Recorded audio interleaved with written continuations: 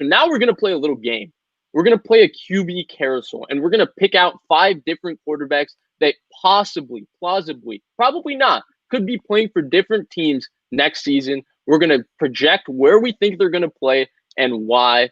Let's start it off with the big man, Carson Wentz. Eagles just hired Nick Sirianni. It feels like hiring Doug Peterson all over again. Blake, where do you think Carson Wentz is playing his football next year?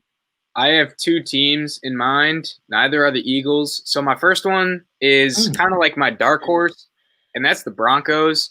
So they're in a position right now with Locke where he hasn't really shown to be all that great. They have the makings of a pretty good defense. They have the offensive talent, which we talked about earlier. You know, John Elway loves that tall quarterback, pretty strong, physical tools. He's trying to redraft. He's trying to find the guy who resembles himself. That's my dark horse that, like, I think is kind of under the radar. And then the more obvious one that a lot of people have pointed to is the Colts, and that's that reunion with Frank Reich. He played his best ball with him, and once he left, he kind of trended downhill, and the roster definitely got worse, right? But I'm thinking they need a quarterback. Brissett's not the move. I mean, he can come in for QB sneaks if they don't want Wentz to get hurt, because that's what he pretty much did last year. But they have the roster, and they have the cap space for him, and that's my main thing with them is they have tons of cap, and they actually are one of the teams that could afford to – I don't know how his cap space moves and how that all breaks down, but they can take the blunt of his cap hit. So those are my 2 teams. Grant? I'm sold on Indy. Indy makes perfect sense. The coach coached them before. They have cap space. The thing you got to know about Carson Wentz is he's really expensive. He in Philly, his cap number this year is 34.6, and then his prorated bonus is only 9.2. So any team that gets him is paying him $25 million. That's a lot of money for a guy who got benched. But Indy can pull it off. They know him. They can afford him. Indy makes sense. I don't know if Denver can do it. I don't know if Denver has the cap space, but okay. I'm gonna say Philly, and I'm gonna say Philly because I think they hired Nick Sirianni basically as an attempt to try and make it work with Carson Wentz, and I think the primary reason why they're trying to make it work with Carson Wentz is because I think they have a $60 million dead cap if they get rid of Carson Wentz this season. What I wanted to tell you is, and I've been talking about this with Noah Johnston today, Coach Johnson, is the post-June 1 trade. If you wait until post-June 1 and trade picks in 2022 draft, his dead cap is 9.2. So it's doable, but you just got to do it after the draft. Right. Yeah. Right. It would have to be the post-June 1st because pre-June 1st is impossible because they have no cap room. They have no assets. They can't move Carson Wentz. And I'm actually going to tie this. This situation kind of reminds me of the 49ers' last attempt to salvage it with Colin Kaepernick when they had Blaine Gabbert. I mean, Blaine Gabbert's way worse than Jalen Hurts, and Colin Kaepernick, I think at that point is actually closer to Carson Wentz, what he showed last year, than people would like to admit. But I think it reminds me of that a little bit, where Jim Tomsula, I think, and them were ready to kind of move forward with Blaine Gabbert, and Colin Kaepernick was extremely expensive, and his body was a little beaten up. And there was the whole thing of them hiring Chip Kelly and trying to salvage his career. So I think there's a little bit of similarities there, and there's a little parallel. Ultimately, I think when you hire Nick Sirianni and stuff and don't even hire an Eric Bieniemy, who, I mean, some say he doesn't interview well. I don't know. I listen to his press conferences. He sounds every bit as impressive as any other coach. It's about his history. Right. But then Vance Joseph and Matt Patricia also had ugly incidents in their history. They did, and they should. And in retrospect, right? Matt Patricia. So, and they hired Nick Sirianni. It feels like an all-in move to save Carson Wentz, and of course, whoever Jeffrey Lurie and Howie Roseman hire, the media will always praise them as the next brilliant X and also factory. I don't think his contract is movable, honestly. Even though Frank Reich coached, I don't think anyone wants that contract because at $25 million, it's way too much. It's way too high. Too high. Chris Ballard to me always feels like the guy that wants to be the winner in the trade. And I don't know if you're the winner if you can be the winner when you're trading assets and for that much money with Carson Wentz. It might be a 50-50 deal. He's 13.8% of the cap at 25 million. It's just no. The guy couldn't even no.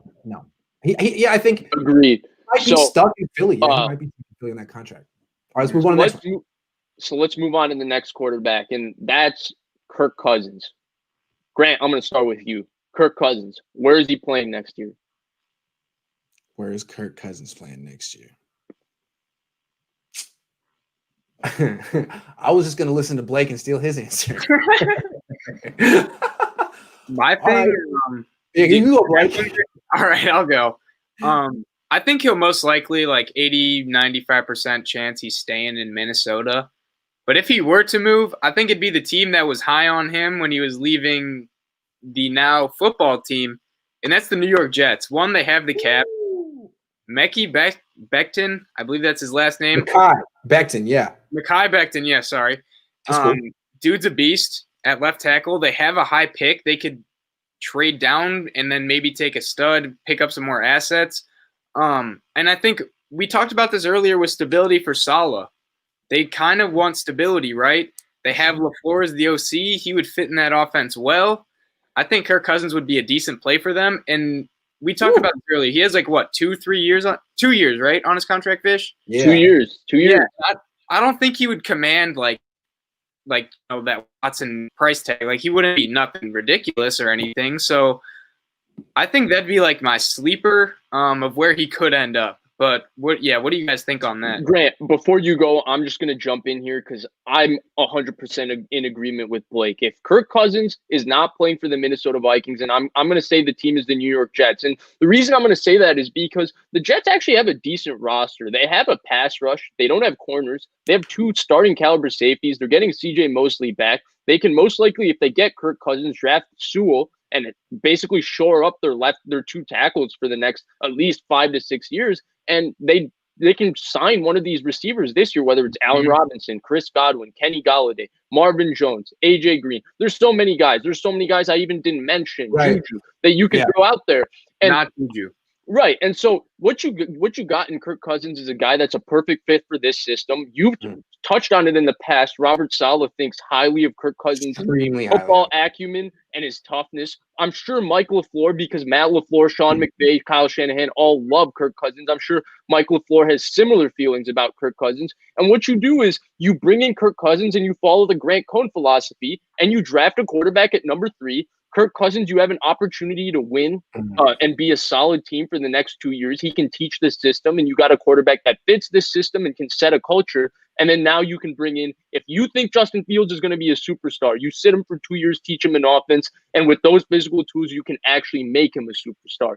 So, yes, I think more than likely he stays with Minnesota, but I think Blake brought up the most interesting point. And that is that the New York Jets actually might be the best fit for Kirk Cousins. Well, so you're saying that Deshaun Watson's not going to end up on the Jets? I don't think so. I don't think it's a great fit for them either. They're a rebuilding team. Why would you trade away everything you've worked to get for Deshaun Watson and then not have enough to put around him? Number 2. That's true. That's true.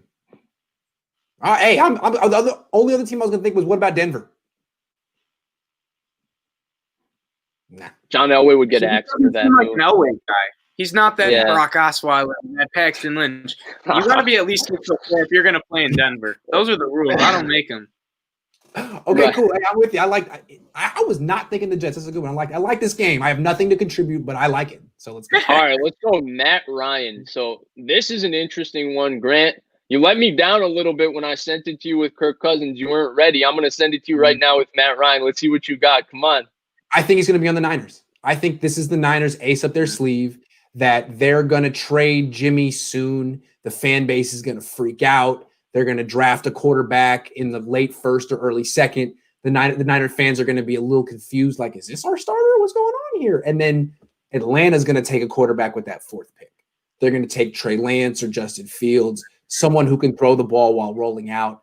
And after June 1, the Falcons and Niners are going to make a deal, and they're going to send Matt Ryan back to Kyle Shanahan. I think it's good for both of them. I think it's good for Kyle. It's good for Ryan. I think it's going to work out. That's the way I see it. you want to go, Vish? Sure. So post June 1st, right? What you said makes 100% of sense. And if it's post June 1st, I would actually like Matt Ryan because I still think Matt Ryan is a top 15 level quarterback. And I still think that there's a lot of things he does at an extremely high level from a mental standpoint. And I think culturally from Jimmy, like Jimmy's so-called best asset, right, is supposed to be his personality, his leadership, what he brings to the locker room and all of that. And Matt Ryan is one of the best guys when it comes to that. So can't compare. It's elite in that sense. But unfortunately, I have to have extreme take integrity here. And the next guy that's going to come up in our list, I'm already going to say is the 49ers. And I think he's going to stay with the Atlanta Falcons and they're going to draft a guy and then try to make a decision on Matt Ryan the subsequent year. Because I think Arthur Smith, the reason they hired him, because if they were going to tear this up, I think they would have looked to hire like a Matt Rule type, a CEO type who has experience in building strong programs. I think they brought in the play caller because they're looking to try and catch lightning in a bottle one more time with Matt Ryan. And I would want to give credit to my man, Wayne Potu here, who brought up Matt Ryan to the New England Patriots. And if he's not staying with Atlanta, which I'm like 95% sure he is, I think Matt Ryan to the New England Patriots would be extremely intriguing. When you're giving, like, the Patriots are the kind of the sleeping giant in this entire quarterback conversation. Nobody's inserting them, but Belichick quietly has cleared the books. The cap, they have a ton of cap space. They have a very young team. They're going to get up like 5 very, very good players to coming back in this next year. And they have a ton of draft picks, assets, a ton of flexibility to do what they want. And Belichick's got this sleeping giant. Like Matt Ryan would be a phenomenal fit there. Doesn't have the arm that Brady had, but he has enough of an arm to play there. He's a good fit for their system. And real quick, Vish, the reason I say that I think they're going to trade him is his cap number is 40.9. And unless they're willing to extend his deal, give him a signing bonus, and lock him in long term, I don't see how they get that down. That's 23% of the cap, Vish. They might have to trade him, man. They might have to. Maybe they might be forced in it. Well, I think unless they're not worried about contending next year, they might not be worried about contending next year. That could be the thing. That's maybe true. Arthur Smith is trying to set a culture. Matt Ryan is a culture-setting player, and you do that and you draft a quarterback. So Blake, Matt Ryan, where you got him?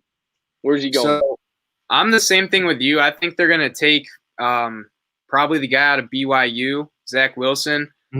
He seems like a likely guy to go there. They're going to keep Ryan, have him just basically sit behind him for a year because I feel like that's the best way to develop a quarterback, unless it is like that blue chip prospect where you're ready to just throw him into the fire. But I'm very fond of the idea of having this guy sit for a year, and then if Matt Ryan gets hurt or he actually just forgets how to play football, you can bring in Zach Wilson. But I like having him there. They don't need to contend, right? Like this roster's not really that good for contention right now. Their defense is kind of in shambles. I think they could tank in a sense that they're not like trying to get rid of Ryan. They're not going to completely build up their team. You know, they're probably going to get like a top 10 pick again if they keep Ryan. And then basically after that, here's Zach Wilson. Here's the keys to Atlanta. You're going to be our quarterback for hopefully the next 10 to 12 years. Yeah. That sounds good to me. So let's finish it off with the guy.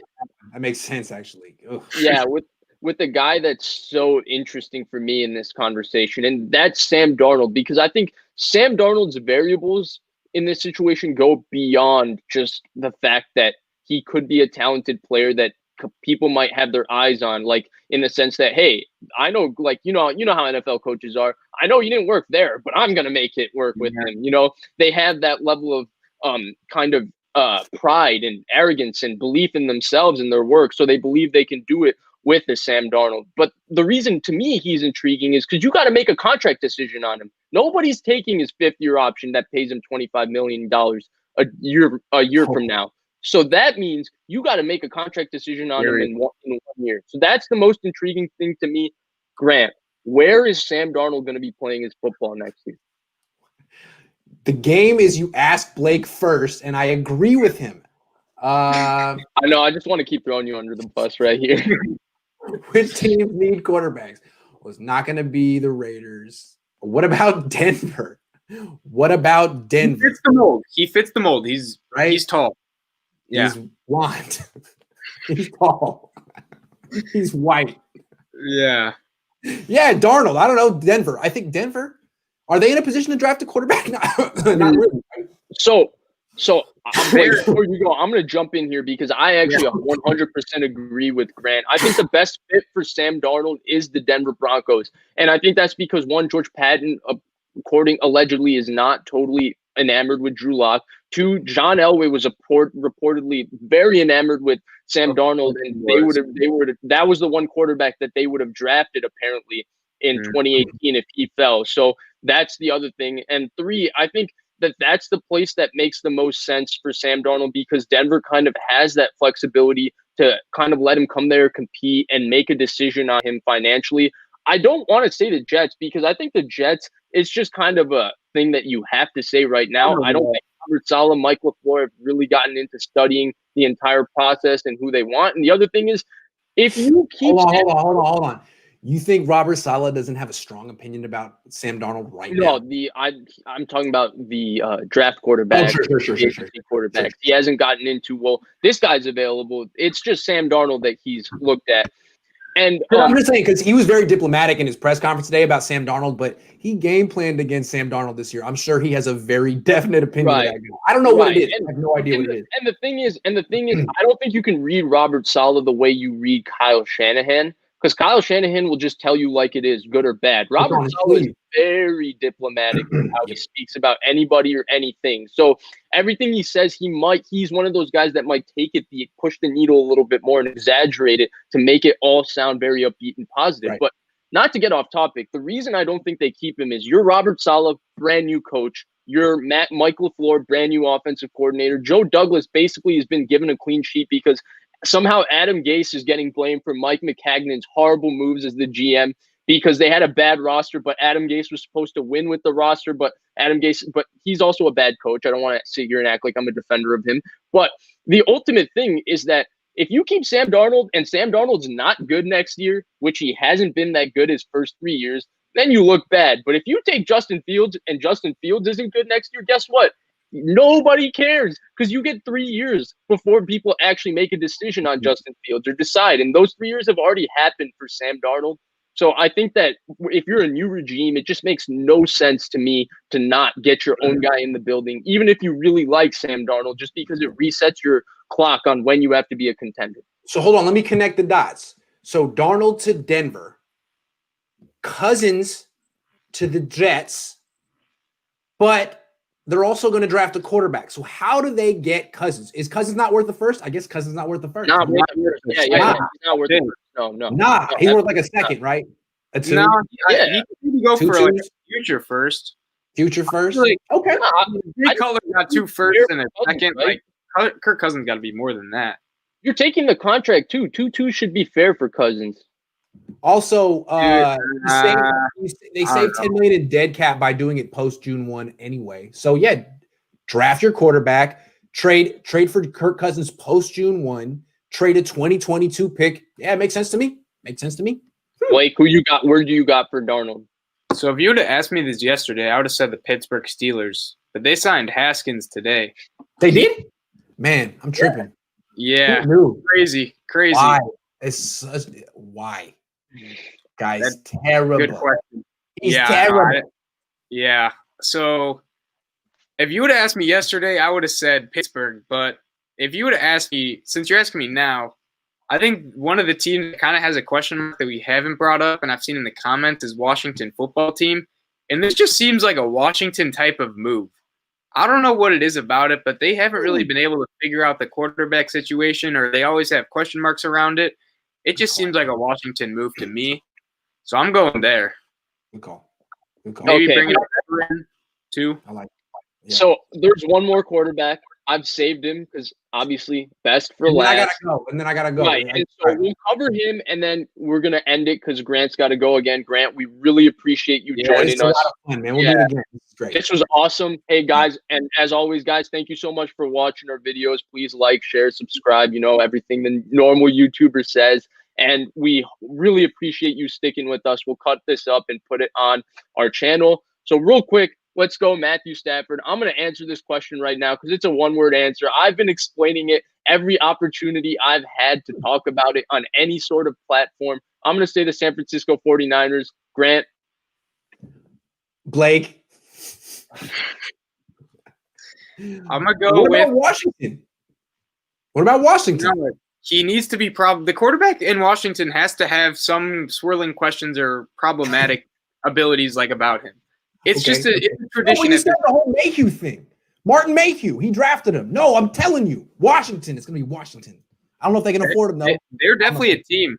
Yeah, but I think this is kind of the sleeping giant team that Vish mentioned earlier, New England. I feel like Matt Stafford's a Belichick type of guy. Pretty smart dude. He has the body. I would hate it because the AFC East would just be like. Wait a second.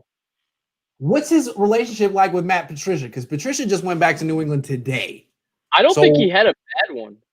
And the other thing is he's played in kind of a New England type, a pseudo New England environment with elements of the New England system. I think Blake's bringing up good points. Blake, don't bring up these type of points, Blake. It was the fake Patriots, though, because like the way the disciples usually work for Bill, it's like they try to instill the Patriot way, but they kind of fail to miss the point.